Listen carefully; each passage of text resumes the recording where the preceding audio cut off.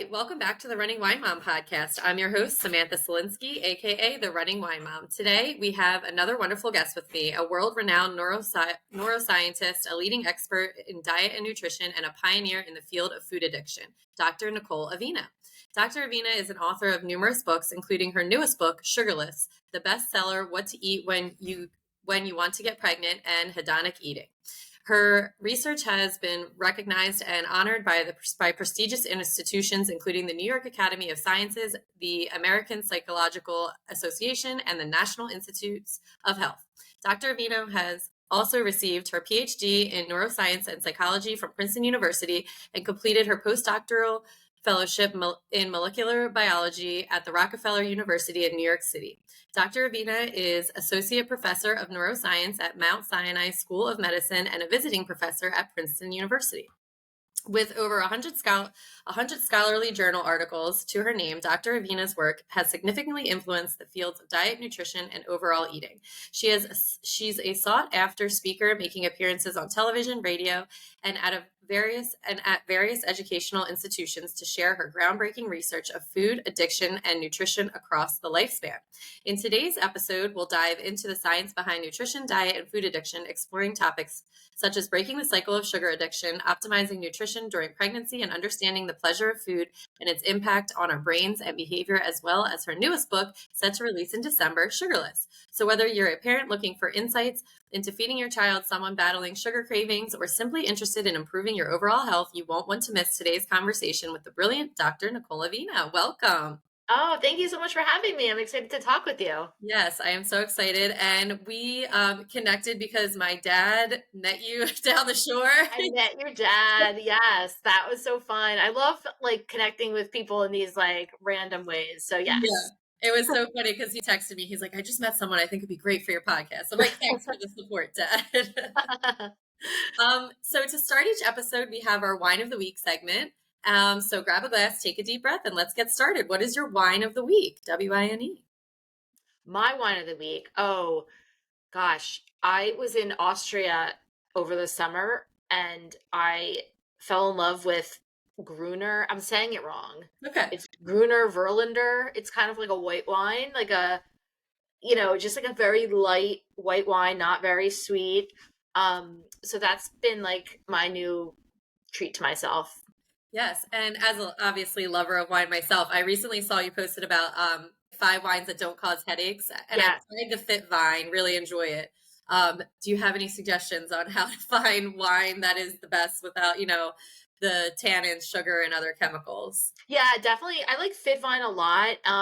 Also, honestly, I've been doing a little bit of research on this. It has a lot to do with the sugar content in the wine. And so if you get wines from countries like Austria and some of those more Eastern European countries, the way that they cultivate the grapes there, it's naturally lower in sugar content. And so that means it's just going to naturally not give you a headache. So I definitely recommend checking out some of the wines from that region of the world because they seem to be, a bit healthier and definitely have less sugar. That's awesome. Yeah. I feel like I drink so much wine that I'm always taking tips on how to do it better, I guess. So before we dive deeper into the world of sugar in our diets and explore your book, I'd like to take a moment to learn about your career and your journey as a neuroscientist, health psychologist as well, and a writer. There's so much I would love to ask you. But for today, we'll focus on the aspects of diet and sugar and your book, Sugarless, and What to Feed Your Baby and Toddler. So as I mentioned, your career is nothing short of impressive. Can you share some key milestones or experiences that led you down the path of research and your expertise? Yeah, that's a great question. And I think it's so important to get the unofficial story from people because I feel like, I have all these great accomplishments and it looks all like peaches and cream, but it wasn't always like that. So, so my journey, I guess, was, not atypical, but a little bit different. The first person in my my family to go to college. My parents did not go to college. And so I kind of just, going to college was a huge deal for me. That was a big achievement. And when I went to college, I got interested in the brain and just kind of how it worked. And it just kind of seemed almost like outer space to me. Like we have this brain that manages our entire being.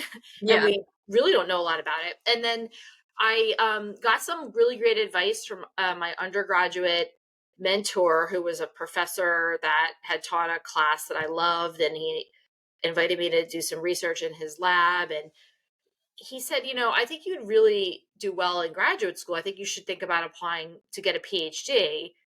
And I said, okay, I don't know. And so he encouraged me to apply to Princeton. And I thought, well, I don't know if about going to Princeton. I mean, I just barely first person to go to college. Like, we're talking Princeton now. And he said, no, I think you'll get in. I think it's a good fit for you. And so I kind of just followed his advice, and that led me to Princeton. And I just fell in love with doing research. I learned so much from my previous advisors and mentors. And I really think if I could give one kernel of advice, it's you have to kind of go with your gut and trust the path that you're put on. And then just kind of allow yourself to deviate as needed. And so even in my career now, I've been, doing this for quite some time. I've always tried to keep that open mind of, I'm interested in a lot of things. And I decided, well, you know what? I'm also interested in communicating science to the public and helping people to understand the science. And that's kind of what led me down that path of, okay, well, maybe I should write a book about it. And Right. so I think it's just important to kind of keep an open mind and always allow yourself room to grow and to deviate from the path that you think you're supposed to be on. That's so awesome. I feel like Princeton is such a big deal, and that's probably so exciting for your family, for you being the first one to go, and then it's like that's where you end up and everywhere. As a total side note, we're actually in a 3-year research development, language development program with Princeton University. So they are tracking our son's language development from day 0 to 1,000. Oh, So that's neat. pretty cool thing that we're involved with. We have like cameras in our house and everything that they are researching. So Yeah, that's cool. That must be through the baby lab. My younger daughter's done a bunch of different experiments there. She loves it. She's actually a little older now. She's 8, but I remember it was like the highlight of, her day was when she was 3 or 4 years old, and we're going to the baby lab. yeah, yeah. I like randomly found out about it through like a woman in the community, and so I'm so in the future we definitely want to have our kids involved in it because it's been Yeah, it's really cool. It's good for the kids. It's good for the kids too to get experience, like understanding about how research works. Like yeah, what does that mean? Because I think a lot of kids realize later on that, oh, you could actually do real life research, like what's happening with your family. It's right, not always going to be like in a laboratory somewhere, like mixing yeah, chemicals together. There's right. different ways to do it. Yeah, ours is just in our home. So let's get into the main topic. So I feel as though so many people in our lives have such an issue with diet and sugar. Eliminating sugar can be daunting, especially given its prevalence in many foods. What are some practical steps individuals can take to begin reducing their sugar intake without feeling deprived? Yeah, it's a big issue. I think really figuring out where to start. I think a lot of the people that I talk with and work with, come to me because they know sugar is bad for them. They know they're having too much of it, but they just don't know where to start with getting it out of their diet or reducing it. And so I think that's really one of the main reasons why I wanted to write my new book, Sugarless, which is going to be coming out in December. And really, what I talk about in the book is it's got to be baby steps. I think we have this mindset, especially around the diet culture, that you have to do all or nothing, right? You have to be all in with some program or regimen or whatever you want to call it. And the reality is that that doesn't work. And you're more likely to be successful if you allow yourself grace and you allow yourself to take baby steps and make small changes incrementally. And I think that's where most people have the biggest problems, is that they just dive in and they'll say, okay, we got to get all the sugar out of our diet. We got to throw it all away overnight. And it's just not sustainable and it's not realistic. And Yeah, so I talk in the book a lot about making those small changes. One of the first things I recommend people change is their beverages. That's the first place to start, because we're in this very beverage centric society right now where everybody has like a thermos or a cup or something that they're drinking like yeah. all the Like time. as I have both right here. Gotta have something or more than one, right? I sometimes have 2 or 3 things that I'm drinking and I'm like, what am I doing?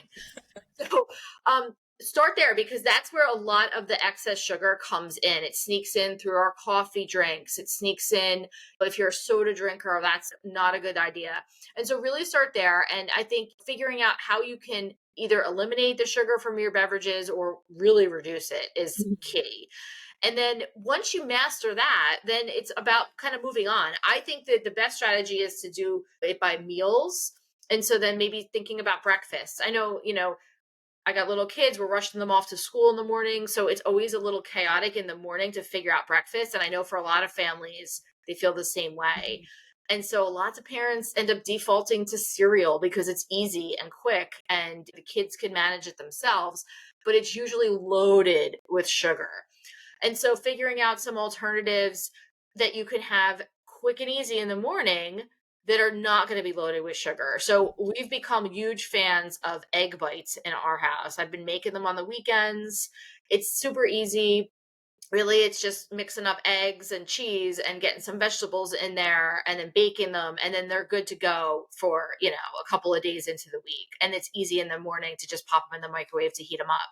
So, coming up with some plans and strategies that'll help you to really just navigate the day and the situation is really what the book is all about and what, is a good first step. Yeah, so, and we do egg bites, so that's good to know. I'm always like, is it good or bad that but that's good to know with the no sugar. Your work has also been recognized for its contribution to understanding food addiction. Can Mhm. you explain how sugar addiction relates to food addiction and why this distinction is important? Yeah, so we've actually started a lot of this work on food addiction way back when I first came to Princeton. When I was a graduate student, I was interested in really trying to figure out what was contributing to the obesity epidemic. And the lab that I was working in, my advisor had been doing work on appetitive behaviors and motivation and kind of what made people, decide to, behave certain ways and those factors that were associated with, behaviors that we essentially are motivated to do. Eating is one of those things, right? We're motivated to eat because we need calories, we need nutrients. But, it seemed like at the time, and this is going back in the early 2000s, there had been so much emphasis on, the rising rates of obesity. And we were starting to hear a lot more about how, there was this increase that was happening pretty steadily in obesity rates. And we had all this great information warning people like, all right, don't overeat, don't eat too much processed food. It's not necessarily something that's good for you. You should, limit how much you have of fat and, carbohydrates and that kinds of things. And people had a tough time dealing with it and sticking to a healthy diet, even though it, was basically laid out pretty clearly. And so we started looking at this from a different angle and wondering, well, what if some of these foods that we're eating these days, these highly processed foods, are causing the brain to change in a way that's like an addiction? Maybe people are addicted to these foods, like people could get addicted to drugs or alcohol. And so we started doing a whole bunch of experiments to see whether or not our little lab rats could become addicted to sugar. And we started with sugar because sugar seems to be the primary ingredient that's driving these Mhm. addictive urges. And when we talk to people and we kind of looked at the anecdotal literature, sugar seems to stand out as the thing that people have a hard time controlling their intake of. And so we started off looking at sugar. And now, if you kind of flash forward, we have all the criteria met as sugar being an addictive substance, according to the criteria that the American Psychiatric Association lays out for, what do you have to do to be considered an addictive substance or Yeah. addictive behavior. And so all those criteria are met with sugar. So it is addictive. Um, whether or not that means anything or gets recognized is another story, right? Because lots of things are addictive, but they're still used and abused in some ways, like Right. caffeine is one Mhm. example. So yeah, I think that I think it's an important point to illustrate that, there are addictive foods out there. And this could be why it's so hard to put them down and so hard to resist eating these in excess because, you might be told by the food industry, oh, just eat it in moderation, or, oh, well, you should have one serving size. Well, that's like telling, someone who's an alcoholic they should have like a half a glass of wine that's not always going to be so easy to do. Right. That makes so much sense. So, for the people who have sugar addiction, does your book offer alternatives or strategies for satisfying your sweet tooth in a healthier way? Yes, absolutely. So the sort of subtitle is a 7-step plan to uncover hidden sugars, curb your cravings, and conquer your addiction. So yes, so the book is, I think it's a great mix of like nerdy science, because that's me, I'm a nerdy scientist, but with practical, realistic steps and tips to follow. Because I think it's important for people to know the research and know that this is all based off of science and the studies and understanding this is not some like gimmicky made up thing to do. That there's research that's backing this up. But then after that, figuring out, okay, well, now what do I do about it? Right. Mhm. And so I walk people through a 7-step plan. A lot of it has to do with really just understanding where the sugars are coming from, because I think you'd be shocked if I've worked with people or talked to people who will say, oh, I don't have any problems with sugar. I don't have any sugar in my diet. And then they look at what they're eating and really get down to the nitty gritty, and they realize, oh, wow, there's sugar in ketchup. There's sugar in that salad dressing. There's sugar in that drink that I buy every day at Mhm. Starbucks. Like places where you wouldn't even expect to see it. I mean, it's in bacon, it's in taco seasoning, it's in like all these different random places that you wouldn't necessarily think to look for it. So figuring out where it is, figuring out, how you can replace it with things you like, Mhm. so you're not feeling deprived, because we're not all about deprivation here. We're about replacing it with healthier alternatives. So Right. nobody's being deprived of anything. And then coping with the cravings and coping with those social situations and that like day-to-day stuff. Like what do you do when you're super stressed out because you got like 50 emails that you got to respond to and your kids are crying and the dog's limping and all this random stuff that happens, and you want to turn to something to make you temporarily feel good, and maybe it's a donut. Yeah. And so how to recognize that and stop that from happening, because there's better ways to cope with stressors, and I do a lot to help people kind of navigate that aspect of it. Yeah, that's so important and definitely something I still need help with. So we will talk a little bit more about Sugarless, but I do want to turn the attention to the book, What to Feed Your Baby and Toddler, Mhm. especially as a mom of technically two toddlers. My youngest is 16 months, and then my daughter is almost 3. So this is a comprehensive guide. You have month to month support for a child's health and development through their nutrition. So can you start by sharing, like, again, what inspired you to write this book and what can parents and caregivers expect to gain from it? Yeah, absolutely. So I love the cover of this book. Yeah. It's just so welcoming, and the designer did such a great job. So what inspired me to write this book was that I had written a book prior to this called What to Eat When You're Pregnant, Mhm. because when I got pregnant the first time, I was a little bit like shocked at the lack of information out there for pregnant women about what they should eat. It was all about what you shouldn't eat. And I just thought it was like very negative and like a bit of fear mongering, like, Mhm. oh, don't eat raw deli meat or don't eat stuff that's been left out. It was all like scare tactics, like you're going Right. to get sick, you're going to hurt your baby. And I just, knowing what I knew about nutrition and the brain, I knew there was a lot more to it than just avoiding things. There's actually an important piece that nobody was really talking about, which was you should eat these things. Yeah. So I wrote that book, and then this was really the follow up to that book. And so the idea was to understand, what do you feed your baby and toddler, and it can sounds like a really easy thing, like, oh, you feed them baby food, but for new parents especially, it can really be scary. And even for me, as somebody who has this background in this area, when it was time to start feeding our daughter solids, I really was at a loss, because the advice that the pediatrician was giving was really antiquated. Yeah. And there's lots of mixed information out there about, oh, do you start with grains, fruits, vegetables, like which ones, what order, how often do you do it? Like so many questions, so many Mhm. questions. And so that's really what the book is about. It's walking people through all those questions. What does the latest research say? Not what does it say from 1950, which is probably what Mhm. your pediatrician's telling you, but Yeah. what is it now? What does the latest studies say? And then helping parents to get ideas on, how to cultivate their children's palate from a young age, because it's super important.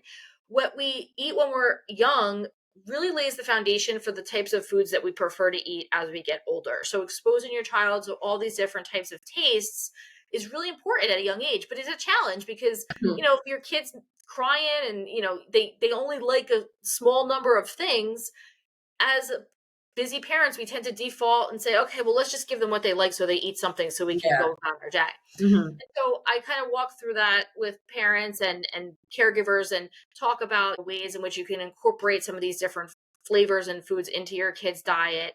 And I do it on a month to month plan. And so it's really like changing things up each month, focusing on, different nutrients each month.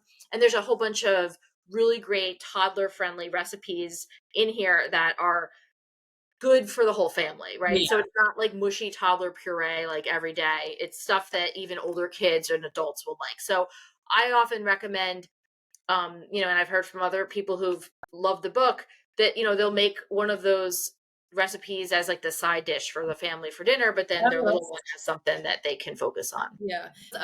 I interviewed one of the creators of Solid Starts. I don't know if you've ever heard of it, but it's a baby led weaning app, and it really helps me with my kids on just like what to feed my kids.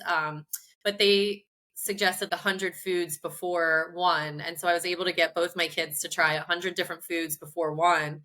And I feel like that was such a challenge, but an exciting one to try to get all different vegetables, fruits, meats. And because you do, like, you talk to your pediatrician, they're like, oh, you can only feed one new food a week or like whatever it is. And I learned so much from them as well with like, it has more to do with allergens and like you can feed them all of this stuff. And that's something that I feel like a lot of people are really confused about. So I feel like your book will be a great navigating point for people to know what to do because like you said, like there's nowhere to get like it's hard to get help unless you're really researching what do you do, and to have Yeah. a comprehensive guide is super important. Yeah, it's really I think important, and the allergies I think is a big barrier for a lot of people Yeah. because people, again, it's kind of like during pregnancy, like, oh, avoid this, avoid that. And I think that kind of carries on to after the baby's born, like, oh, avoid all these foods because the Yeah. kid might be allergic. Yes, if you have concerns about, and I talk about this in the book about like, what does the research actually say? And the reality is, if you don't have an older child already that has food allergies, Mhm. odds are your younger one isn't going to have them. So if Right. it's not something that your family's already dealing with, odds are it's probably not going to affect your new baby. So I think that understanding, obviously we have to do things carefully, but we also need to keep in mind that exposing kids to a variety of foods is really important, and the earlier we can do it the better. Yeah. And then, as you said, nutrition, it plays such a big role in their child's growth and development. Could you highlight some of the key nutrients or foods that are particularly important for infants and toddlers and like why that they matter so much? Yeah, one of the big ones is fat. And I guess most people will think, what? Like, we want to avoid fat. But no, kids need healthy fats because the brain needs fat in order to communicate with cells in the brain. And I And just read so, about that. Sorry to cut you off, but I yeah, just read about that recently and I never heard of that before about fat being so important for the kids' brain development. And I'm like, nobody's ever said, I randomly came across that. No doctor has ever told me that. So that's good to yeah, know. That was also true. yeah. So the brain, we have, not to get like into like a neuroscience lesson, but we have neurons in our brain, and those neurons have to talk to each other in order, to make things happen, right? In order for us to be able to pick up our hand or, Right. run away, whatever it might be, or to think. And those communications happen because there's fat that insulates the neuron.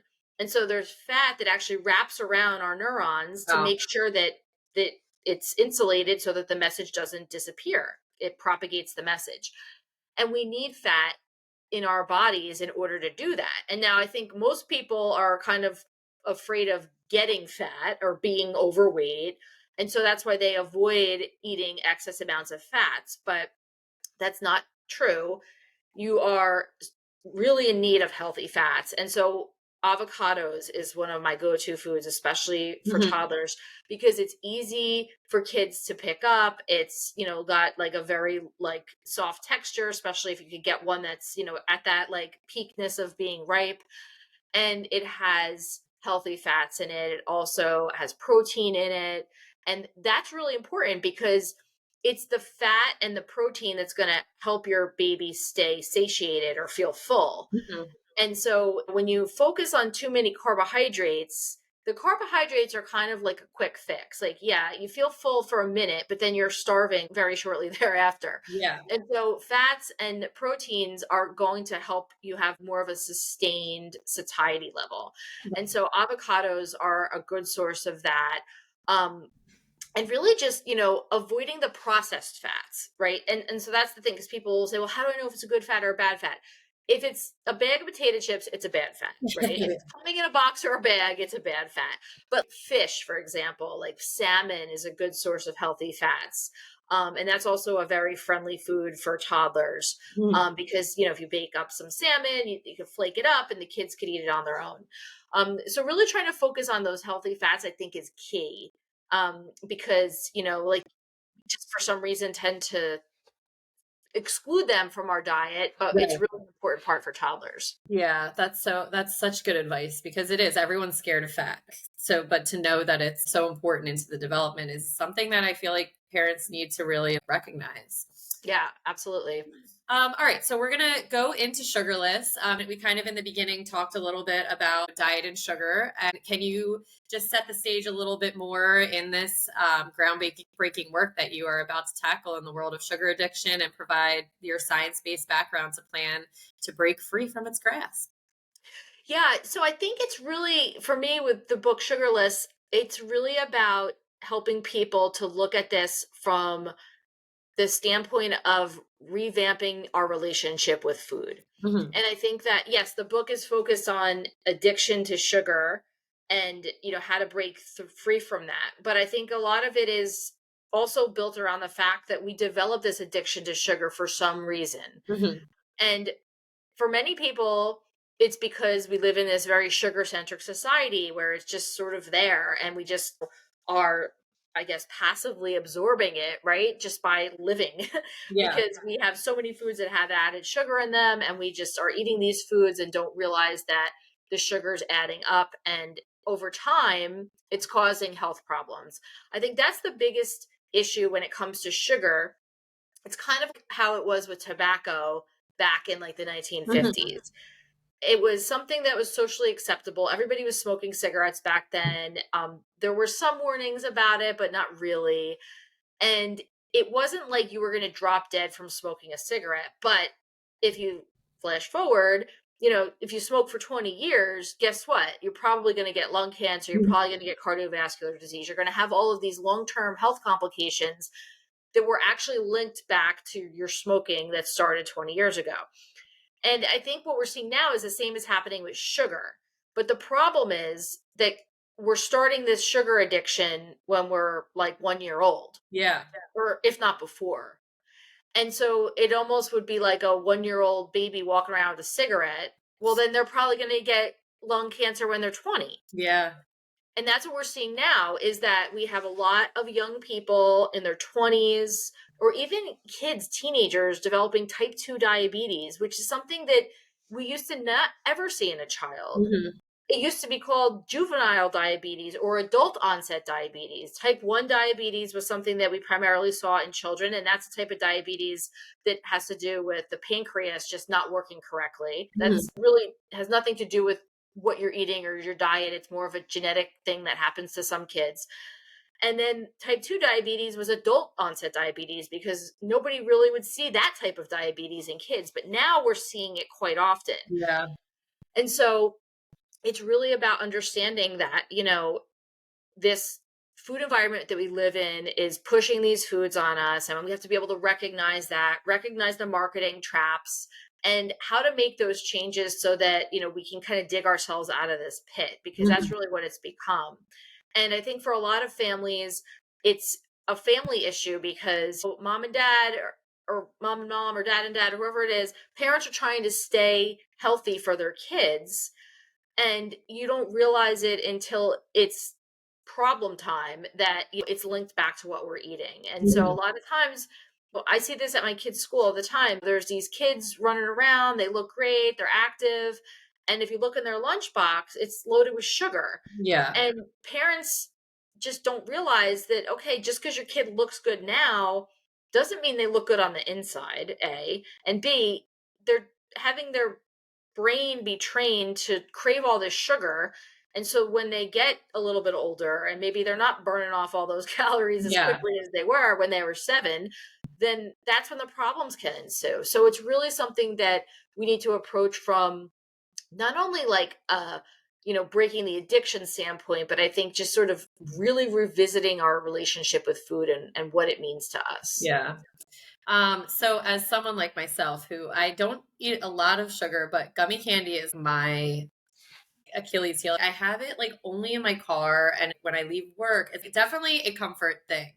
But could you share any strategies or insights from the book that listeners and myself can apply to their daily lives if they have something like that where they have one or two things that they really need to tune up or Yeah. down, I guess? Yeah. So I think that, again, this isn't meant to come across like, oh, you have to give up every aspect of sugar in your life. If you have like a really healthy diet and you really find that that's literally like the piece of sugar that you have, then I often would say to people, well, then if that's the worst thing you're doing, then okay, Yeah. it's not so bad. But I think the problem is, there's a lot of people who think that, okay, I'm doing this one thing. My gummy candies is my little vice that I give myself. But then they don't realize that their coffee has Yeah. 3 packets of sugar in it, or their coffee creamer. I don't, this is no coffee creamer or sugar. So, See? Just like me, this is yeah, just coffee, yeah, literally coffee. just coffee. Um, but so I think it's about, again, what I say in the book is, you have to think about if you have this routine, and a lot of people have this, right? Where it's, okay, this is when I eat my sugar. And that's part of the addiction in the Mhm. sense that, if you can't give it up, then that's probably not a good thing, right? If you Yeah, should be able to walk away or say, yeah, oh, you know what, I'm not going to do that for a week, right? And if you yeah, can't, then that means you're dependent. yeah, And so I often say to people, you have to look at it. Why? Why do you do that? Is it because maybe you're decompressing on your ride home from work and the sugar is a way to self medicate, right? It's helping you yeah. relax. It's like an anti anxiety thing. Yes. That's a lot of it. A lot of people have that same exact situation. And so, I often tell people you really got to just look at these relationships and say, okay, well, it's if I'm using this sugar to self medicate, maybe there's a better way to do it. Or maybe instead of jumping in the car to rush home after work, maybe I need to do 5 laps in the parking lot, Mm, walking fast to kind of burn off any mental anguish I have, yeah, and then hop in the car. And then maybe I won't feel compelled to need to, pound a piece of candy. yeah, So thinking about like just ways you can recognize the relationship, and I'm not saying you can't eat the candy, but I'm saying think about it. Think right. about it before you eat it and think, how can I interrupt this relationship? How can I break this association? Because that's really what addiction is. Mhm, Addiction is a very severe, strong form of learning. And learning is based off of associations. mhm. And so if you could break that association where, the candy no longer is the thing that makes you feel better, maybe now it becomes, oh, that quick walk was the thing that made me feel better. Or I don't know, there's some dog that walks by every day and I give the dog a hug or Yeah, something. I don't know, whatever it might be. yeah, Breaking that relationship is really going to be the way to break those addiction tendencies. And that's the key. yeah. That's great advice. You also talk a little bit in Sugarless about the idea of retraining your taste buds. Can you share some strategies for developing a preference for foods that are not sugar heavy? Yeah, absolutely. So one of the things that I often hear from people after they've cut out a lot of the sugar in their diet is that when they do taste something that has sugar in it, it's almost aversive. Mhm. It's like gross. And you might think that sounds strange because how could anyone ever think something tastes gross if it's sweet? But the reality is that our taste buds have become so stimulated by sugar and constantly being bombarded by it that we're constantly seeking more and more and more sugar because we're basically setting the threshold higher and higher and Right. higher. And so when you cut that out and your brain adapts and your taste buds adapt, and then you suddenly eat something that has sugar in it, it tastes really sweet, like super sweet. Yeah. And so, um, even with fruits, one of the things that I've heard many times is that people used to say to me, "Oh, well, I don't really think fruit tastes sweet, so I don't even bother eating it. It's not. I don't get it." Like, but then when they cut sugar out and all the processed food, then they eat a berry and they're like, "Oh my gosh, I didn't realize how sweet this thing was." Yeah. And so it's Right. because your brain is so used to being overstimulated by sugar all the time that, you don't taste the sweetness in these things that naturally contain sugar. So Yeah. again, I think that's really one of the things you can look forward to is that these foods that are really very healthy, like fruits, are going to taste sweet and they are going to taste good. And Mhm. that, over time, those foods that, are loaded with added sugar are going to actually start to taste aversive and you're really not going to even crave them. Yeah. That's so that makes so much sense as well.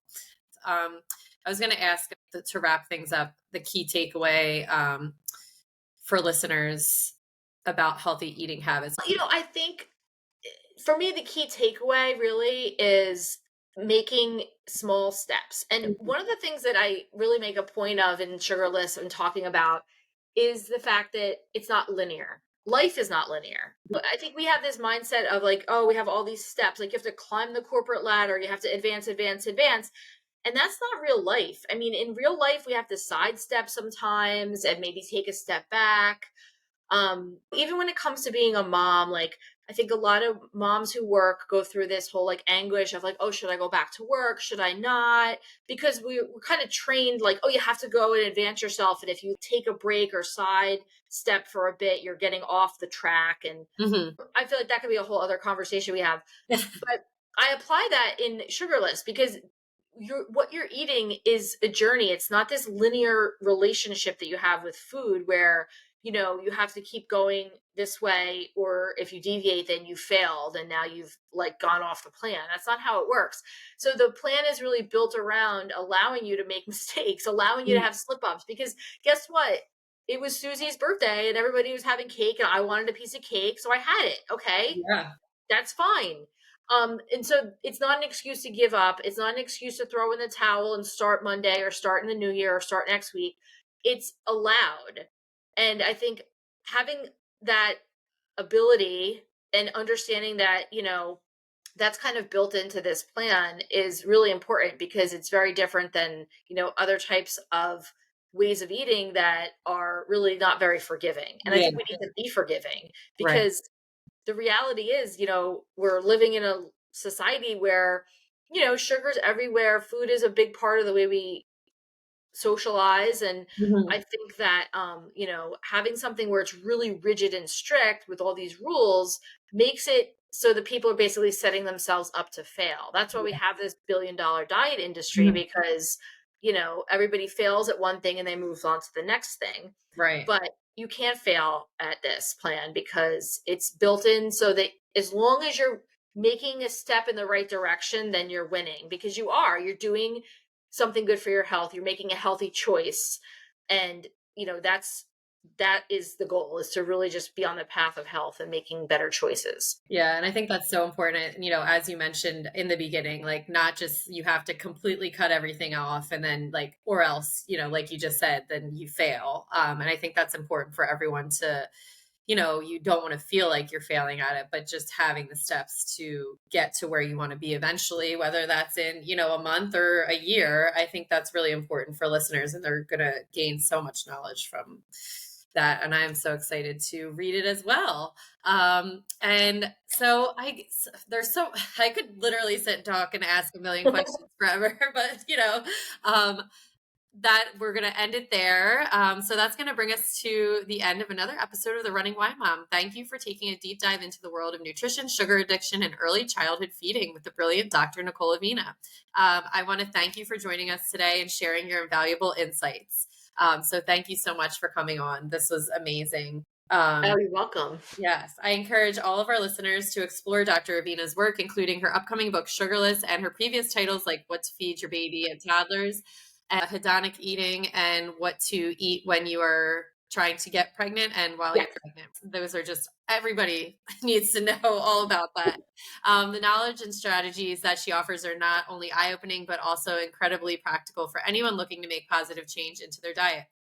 Remember, our health journey is a marathon, not a sprint. It's about making informed choices and nurturing our well being, especially when it comes to our little ones. Thank you again for being a guiding light in this journey. And as always, if you enjoyed this episode, please consider subscribing, leaving a review, and sharing it. You can follow me on Instagram at the running wine mom _, and you can find Dr. Aveno on Instagram at Dr. Nicole Avena. And don't forget to pre-order her book, Sugarless, which comes out December 19th, 2023. Yep. And it's available for pre-order now. Okay, it's available for pre-order now, and I'll link everything in the show notes for you.